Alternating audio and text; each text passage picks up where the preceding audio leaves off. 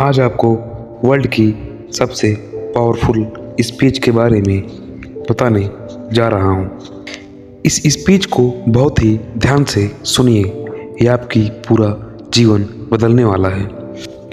आज इस वीडियो में बात करेंगे आज तक की सबसे पावरफुल स्पीच या भाषण, जिसे एप्पल कंपनी, जो आज दुनिया की सबसे बड़ी कंपनी है, उसके फाउंडर ने 15 जून 2005 को स्टैनफोर्ड यूनिवर्सिटी में दीक्षांत समारोह में दिया था, जिसे आज भी लोग बहुत ध्यान से सुनते हैं और समझते हैं। इस स्पीच को आप पूरा सुनेंगे तो आपके जीवन के बहुत से सवालों के जवाब स्वतः ही मिल जाएंगे।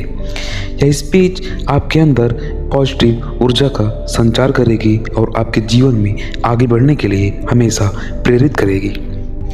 तो हो जाइए तैयार दुनिया की सबसे बेहतरीन स्पीच को सुनने के लिए। इस स्पीच में स्टीव जॉब्स ने अपने जीवन की 3 घटनाओं के बारे में बताया है, जिसे हम अलग अलग 3 वीडियो में समझेंगे, जिससे वीडियो लंबी ना हो पाए।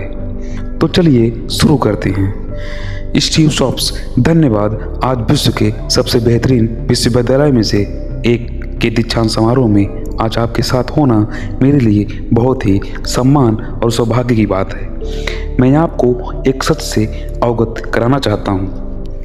हो सकता है आप इसे सुनकर चौंक जाएं, पर मैं कभी किसी कॉलेज से पास नहीं हुआ हूँ और आज पहली बार मैं किसी कॉलेज ग्रेजुएशन समारोह में इतने नज़दीक तक पहुँच पाया हूँ। आज मैं आप सभी को अपने जीवन की 3 कहानियाँ सुनाऊँगा। ज़्यादा नहीं, बस 3 कहानियाँ ही सुनाऊँगा। मेरी पहली कहानी है डॉट्स कनेक्ट करने के विषय में। रीड कॉलेज में एडमिशन लेने के बाद मैंने मात्र 6 महीने के अंदर ही पढ़ाई छोड़ दी थी, लेकिन मैं उसके 18 महीने के बाद तक वहाँ किसी तरह आता जाता रहता था। तो आप सबके मन में यह ज़रूर सवाल आ रहा होगा कि फिर मैं कॉलेज ही क्यों छोड़ा था।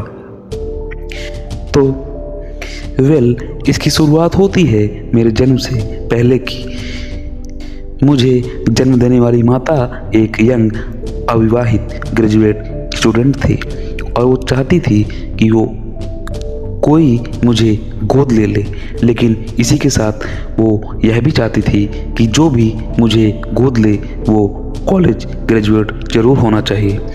और इस प्रकार पहले से ही सब कुछ सेट था। मैं एक वकील और उसकी पत्नी के द्वारा अडॉप्ट किया जाने वाला था, लेकिन जैसे ही मैं इस दुनिया में आया, लास्ट मिनट पर उन्होंने अचानक अपना मन बदल लिया और उन्होंने कहा कि उन्हें तो एक लड़की चाहिए थी, और उसी लिए आधी रात को मेरे माता पिता को कॉल किया गया, जो कि वेटिंग लिस्ट में थे, और उन्हें कॉल करके यह बताया गया कि हमारे पास में एक बेबी बॉय है, क्या आप उसे गोद लेने के इच्छुक हैं? और उन्होंने तुरंत ही हाँ कर दिया।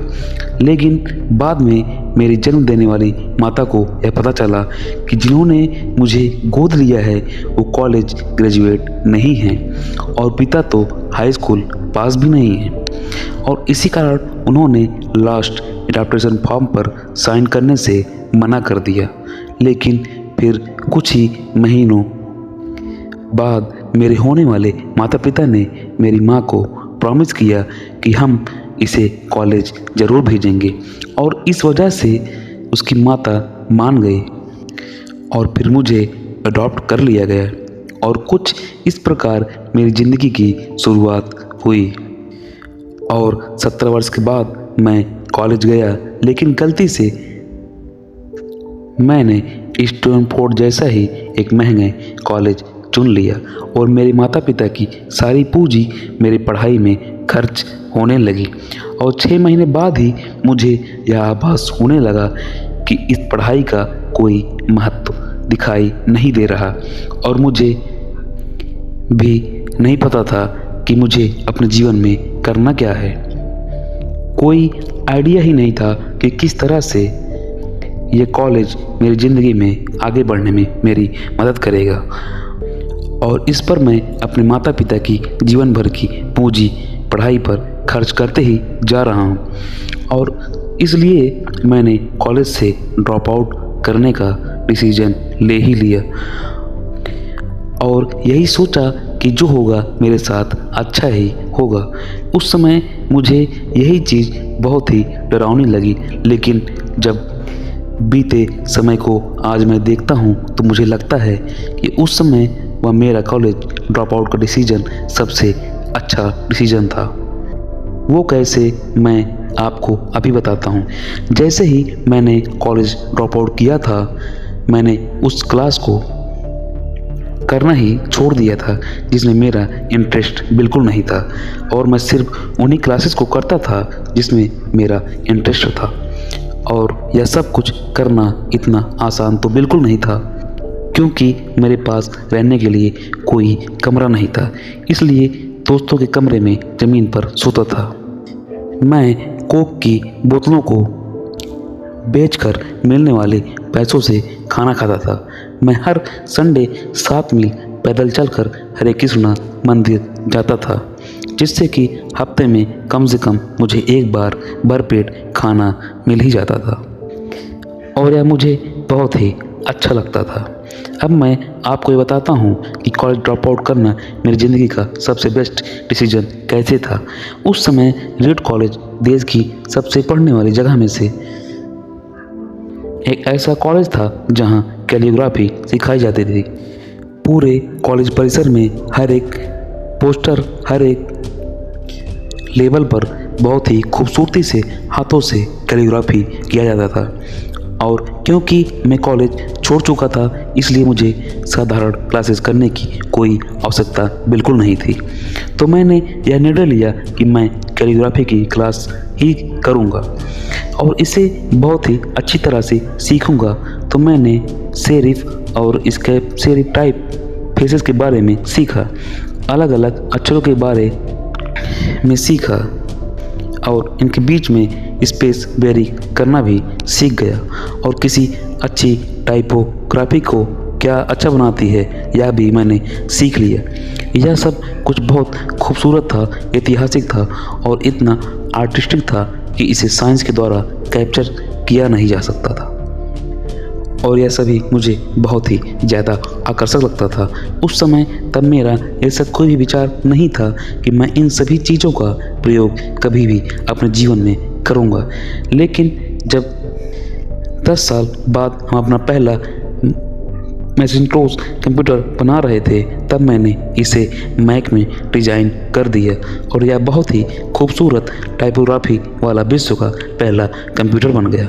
अगर मैंने कॉलेज में केवल कैलीग्राफी में ही प्रवेश नहीं लिया होता तो मैक में वर्षों multiple type faces proportionally speed fonts नहीं होता, और क्योंकि विंडोज़ ने मैक की कॉपी की है तो दुनिया के किसी भी पर्सनल कंप्यूटर में यह सब नहीं होता।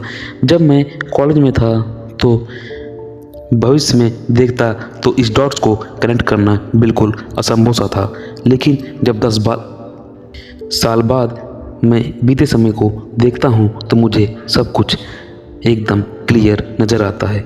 आप केवल पीछे देखकर ही डॉट्स को कनेक्ट कर सकते हैं, इसलिए आपको विश्वास करना होगा। अभी जो भी हो रहा है वो आगे चलकर किसी न किसी तरह आपके फ्यूचर से कनेक्ट हो ही जाएगा। आपको किसी न किसी में तो विश्वास करना ही होगा कि अपने गट्स में, अपने भाग्य पर, अपने जीवन पर या फिर अपने कर्मों पर किसी न किसी चीज़ पर तो विश्वास करना ही होगा, क्योंकि इस बात में विश्वास रखना कि आगे चलकर डॉट्स कनेक्ट होंगे, ये आपके अपने दिल की आवाज़ सुनने की हिम्मत देगा। और उस समय भी जब आप बिल्कुल अलग रास्ते पर चल रहे होंगे और बस यही बात आपको बाकी लोगों से बिल्कुल अलग पहचान दिलाएगी। तो मेरी पहली स्टोरी से सबसे बड़ी सीख यही है कि जो भी हो रहा है वो अच्छे के लिए ही हो रहा है।